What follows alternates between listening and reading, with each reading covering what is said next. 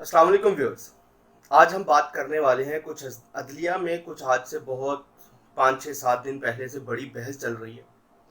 एक ऐसा केस है जो कि मनी ट्रेल के ऊपर, फुली मनी ट्रेल के ऊपर मतलब वो डिपेंडेंट है।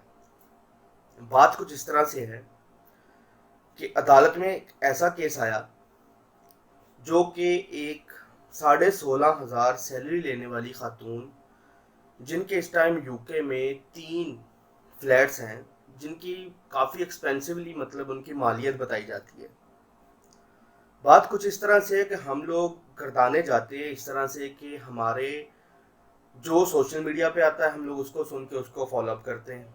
हमारा मीडिया अगर हमें कुछ बताता है तो हम लोग उसको भी माइनरली, आजकल तो माइनरली करते हैं।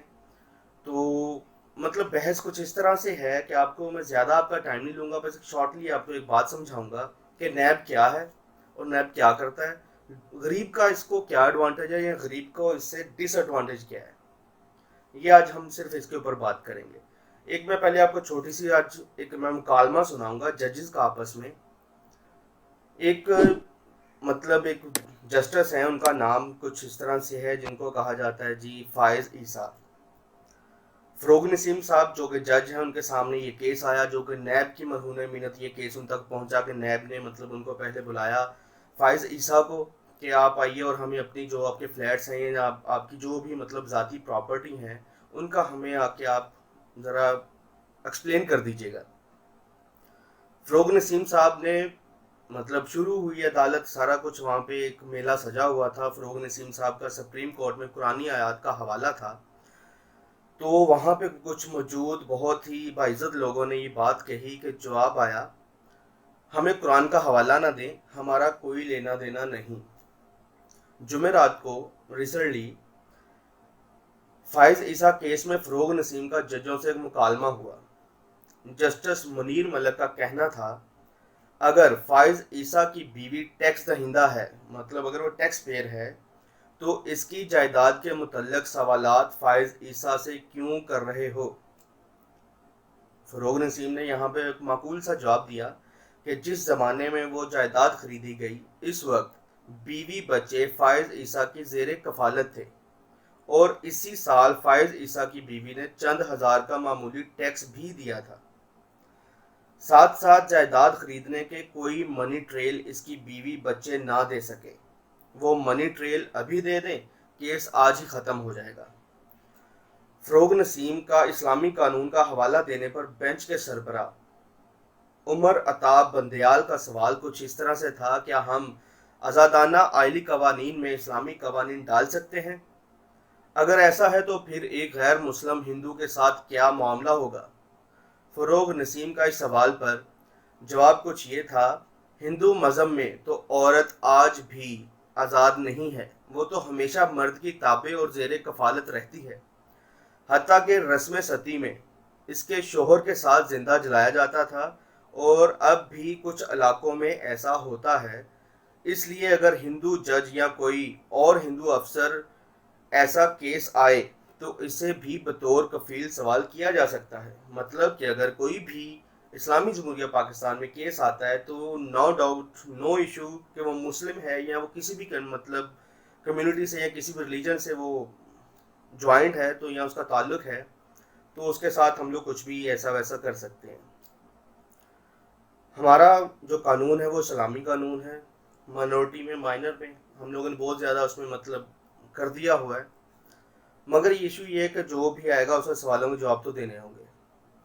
अब फरोग नसीम ने मतलब इसका ये बड़ा सा आसान सा उन्होंने जवाब दिया। उन्होंने कहा जी कि इसके शोहर के साथ जिंदा जलाया जाने वाला मतलब उन्होंने किस्सा सुनाया। उसके बाद उन्होंने कहा कि अगर कोई अफसर हो या जज हो तो भी उसको एज ए कफील अपने सवालों के जवाब देने पड़ेंगे, वो देगा, उसको उसकी जिम्मेदारी है वो, और वो जिम्मेदार है मनी ट्रेल देने का भी। तो उन्होंने फिर एक मतलब ये भी उन्होंने वहाँ पे मिसाल हमारे सामने रख दी जो कि हमारे लिए बहुत फ़ख्र की बात है। उन्होंने कहा कि हमारे सामने तो मिसालें हज़रत उमर रज़ी अल्लाह ताला अन्हा और हज़रत अली रज़ी अल्लाह ताला अन्हा, मतलब मिसालें उनकी दी जाती हैं। अगर इनसे सवाल किया जा सकता है तो जजेस से क्यों नहीं? مطلب ان کا کہنا تھا کہ اگر ہمارے مطلب خلیفہ اول خلیفہ دوم سے اگر سوال یا خلیفہ دوم سوم چہارم سے ہم لوگ سوال کر سکتے ہیں تو مطلب اس وقت کیا گیا سوال، انہوں نے اس کے جواب دیے، ان سے مطلب وہ منی ٹریل کا حساب تب لیا گیا، تو پھر اب کیوں نہیں ججز کیا ان سے اوپر ہو گئے یا ہم ان سے اوپر چلے گئے؟ ہم لوگ زیادہ ان سے معتبر ہیں جو ہم مطلب یہ جواب نہیں دے سکتے؟ خیر یہ بحث وہاں پہ چلی. پھر ہمارے ججز نے کچھ اس طرح سے کہا کہ ہمارے جج مطلب جو ہمارے فروغ نسیم صاحب ہیں وہ بڑے پازیٹیو سے انہوں نے مطلب آنسرز کیے. انہوں نے کہا جی ہمارے ججز کو ہر قسم کی مراعات یعنی کہ سہولتیں دی جاتی ہیں، سب سے بہترین ملتی بھی ہیں، مطلب کہ جو سہولتیں ہیں وہ بہت بہترین ان کو دی جاتی ہیں، اور اس سے ان کی ذمہ داری بھی بہت بڑھ جاتی ہے. بجائے رکاوٹ بننے کے اگر کسی جج پر کوئی الزام لگتا ہے تو اسے قانون کا سہارا لینے کی بجائے خود اپنے آپ کو احتساب کے لیے پیش کرنا ہوگا، اور یہی موضوع عمل بھی ہوگا. تیسری بات انہوں نے جو آخری بات کہی وہ یہ کہ عدالت نواز شریف کے معاملے میں پہلے ہی کہہ چکی ہے کہ اگر دوران ملازمت آپ کے بیوی بچے کے نام کوئی جائیداد خریدی جائے تو اس کی منی ٹریل دینا لازمی ہوگی، ورنہ گھر کا کفیل یعنی کہ باپ یا جو بھی ہمارا بڑا ہوگا، اگر والد نہیں ہوگا تو بھائی جو بڑا سربراہ ہوگا، مطلب جو بھی ہمارا کفیل ہوگا، ہمارا سربراہ ہوگا، وہ اس کا ذمہ دار ہوگا، وہ منی ٹریل دینے کا ذمہ دار ہوگا اور گردانا جائے گا. اب مطلب جو لوگ کہتے ہیں جی کہ یہ کیا ہے ہمارے اوپر مطلب مسلط کر دیا گیا ایک نیب کا ادارہ بنا کے، تو میں آپ کو ایک بات بتا دوں کہ ہم لوگ ہیں عام لوگ.